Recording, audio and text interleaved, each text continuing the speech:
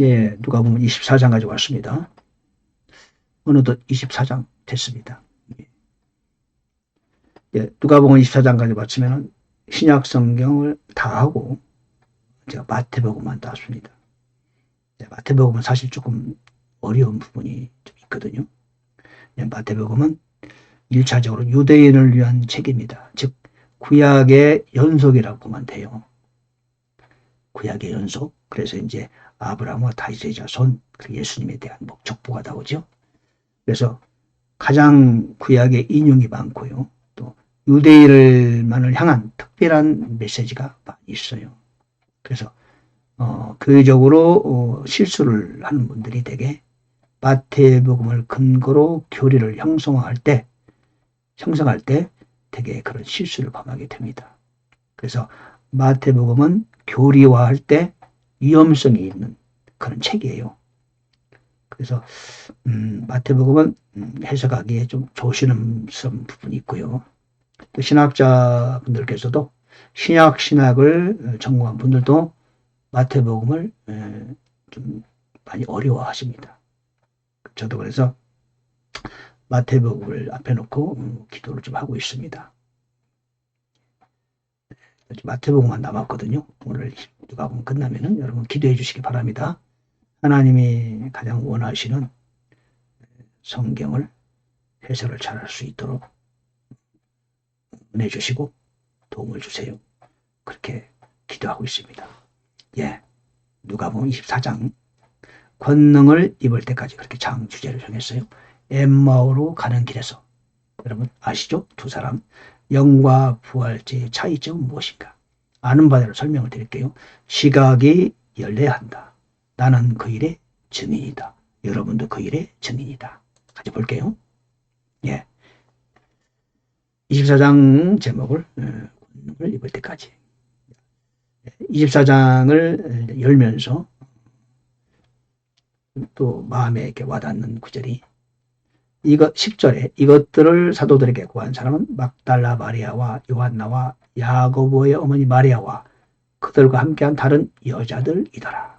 그러니까 예수님께서 죽으시고 장사되시고 부활하시기 전에 가장 먼저 예수님의 무덤을 찾은 사람들은 여성들이었어요. 다른 사람들은 이제 다 끝났네. 오히려 두려워하고 숨고 절망하고 낙심하고 왜? 예수님이 죽으셨으니까.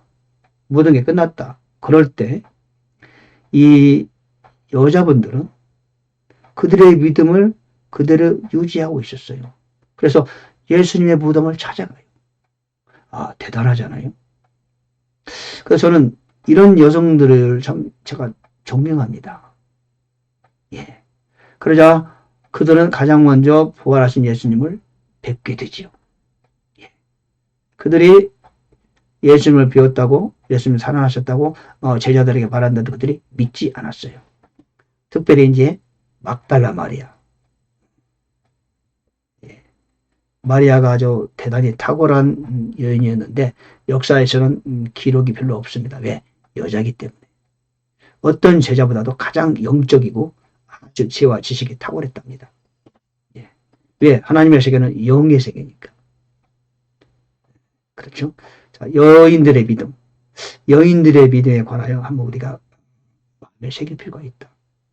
기독교 역사 속으로 볼 때 만약에 여자분들이 안 계셨더라면 교회는 제대로 지금까지 좀 어려웠을 거예요. 현재도 그래요. 마지막 때가 됐는데도 교회를 가보면은 여성 빼면은 교회 허전할 거예요.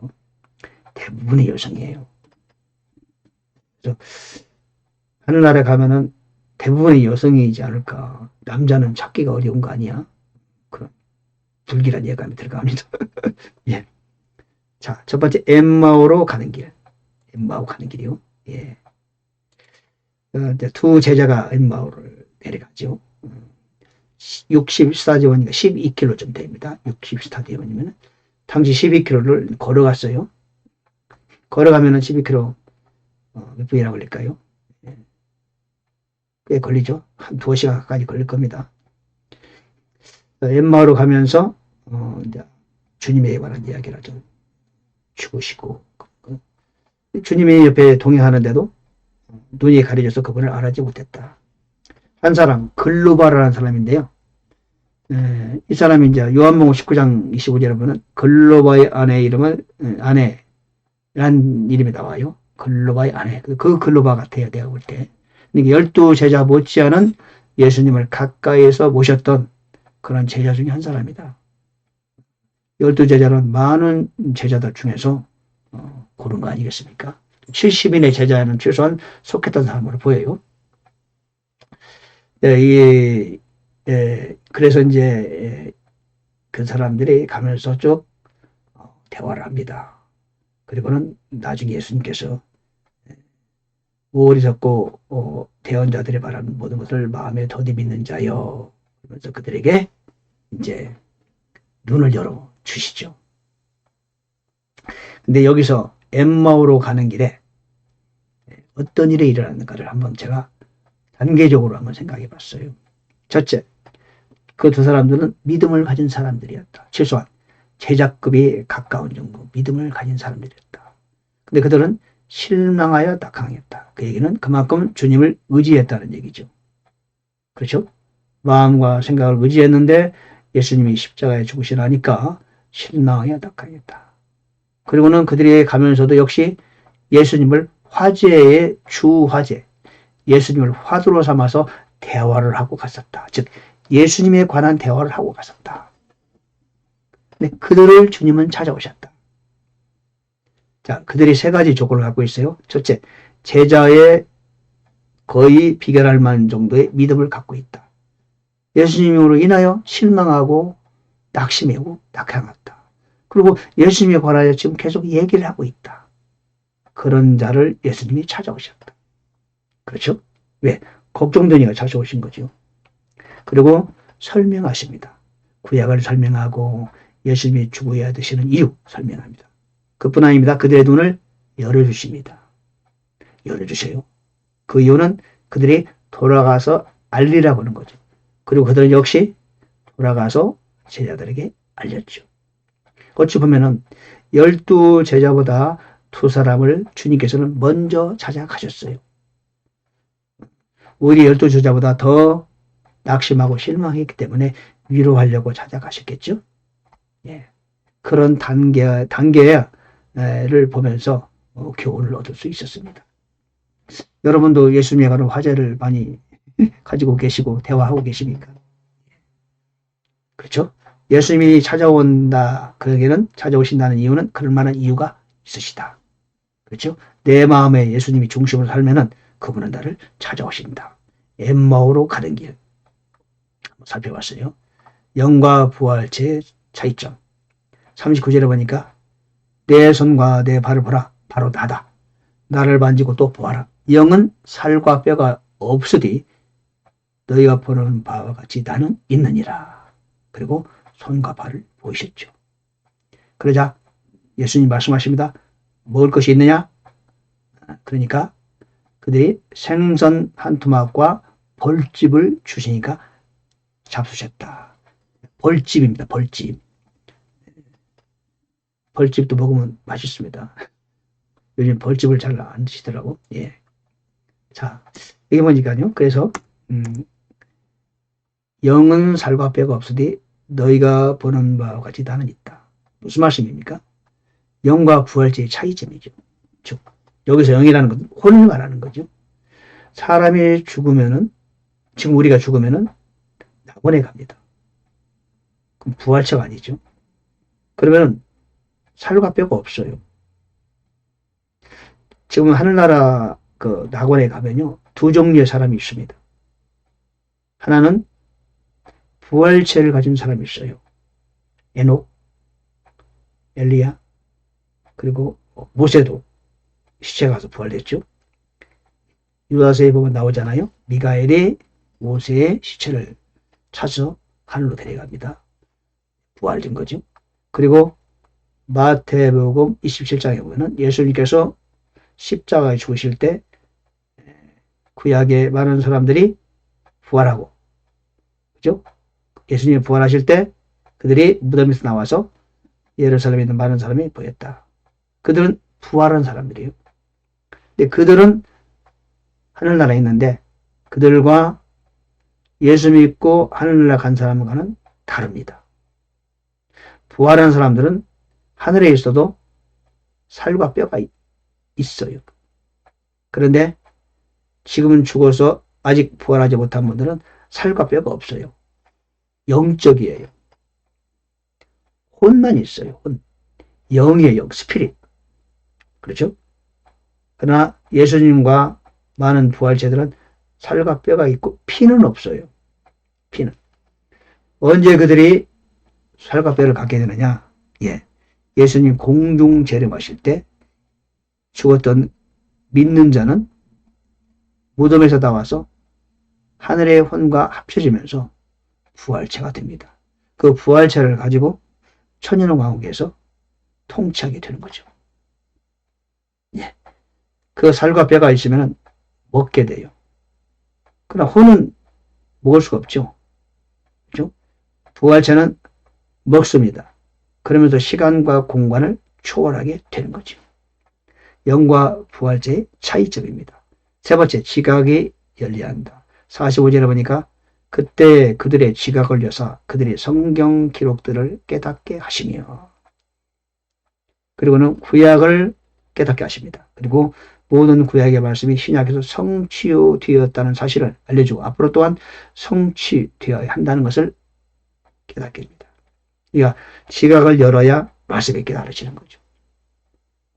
그렇게 깨달았기 때문에 베드로도 요한도 마태도 또 사도 바울도 그렇게 성경을 쓴 겁니다. 구약의 말씀을 읽을 때 구약의 말씀이 깨달아져야 돼요. 하나님의 지각을 열어줘야 돼요. 지금도 마찬가지입니다. 우리가 신약 성경, 구약 성경을 읽을 때 하나님께서 우리의 언더스탠딩, 지각을 열어주셔야 우리가 하나님의 말씀을 깨닫게 됩니다. 그렇지 않으면은 성경을 지식으로만 알게 돼요. 그냥 마인드로만 알게 되는 겁니다. 세상 공부하듯이. 그거는 실패하는 겁니다. 잘못된 길로 인도하게 되는 거죠. 오늘날 신학교가 그런 문제가 있어요. 우리가 하나님의 지각을 열어줌으로 인해서 성령으로 말씀을 깨달아야 되는데 지식으로 말씀을 대하는 겁니다. 그건 오히려 하나님의 말씀을 왜곡되게 해석하고 사람들을 잘못된 길로 인도하게 되는 거죠. 즉 우리는 지각이 열려야 된다.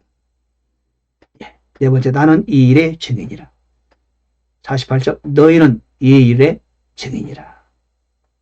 그러면서 보라, 내가 아버지의 약속하신 것을 너에게 보낼 것인데 너희는 높은 곳으로부터 오는 권능을 입을 때까지 예루살렘에 머물라. 그랬습니다.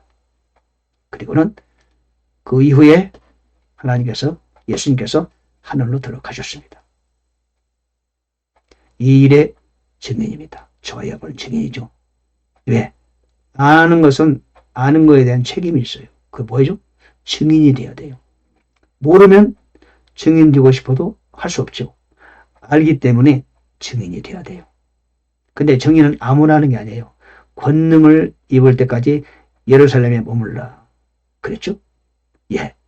주님이 그러신 것처럼 우리는 권능을 입기 전에는 증인의 역할을 할 수가 없어요. 왜? 증인을 하려면 마귀가 방해를 해요. 공격을 해요. 그러므로 우리는 마귀 손에 잡힌 자를 뺏어오려면 악한 영을 이길 수 있는 그보다 더 강한 자가 되어야 돼요. 그러기 위해서는 성령의 권능을 입어야 된다. 오직 성령이 너에게 임하시면 너희가 권능을 받고, 그렇잖아요. 성령이 나한테 임할 때 권능을 받고 그래야 비로소 증인의 역할을 수행할 수 있는 것이다. 성경이 그를 증명하고 있고 신약 성경에 많은 복음 전도자들이 그를 증명하며 기독교 2000년 역사 속에서 복음의 증인 역할을 수행했던 모든 사람들이 다 그렇게 능력을 덧입고 나서 증인의 역할을 수행했습니다. 자, 여러분, 우리는 증인이고 또 능력을 덧입어야 됩니다. 24장, 권능을 입을 때까지. 엠마오로 가는 길에서의 단계별로 어떤 일이 있습니까? 영과 부활체의 차이점. 시각이 열려야 성경을 안다. 시각이 열리는 것이 포인트다. 오늘 신학교는, 교회는 여기에 관심을 가져야 된다. 자, 우리는 증인입니다. 그러나 증인으로 끝나는 게 아니에요. 증인은 반드시 증언할 수 있는 능력을 덧입어야 되고, 하나님의 성령은 우리에게 능력을 주시기를 원하십니다. 할렐루야. 여러분 모두 권능의 사람 되시기를 바라서 훌륭한 증인의 일을 감당하는 여러분 되시기를 간절히 바랍니다. 할렐루야. 누가 보면 다 바쳤습니다. 감사합니다.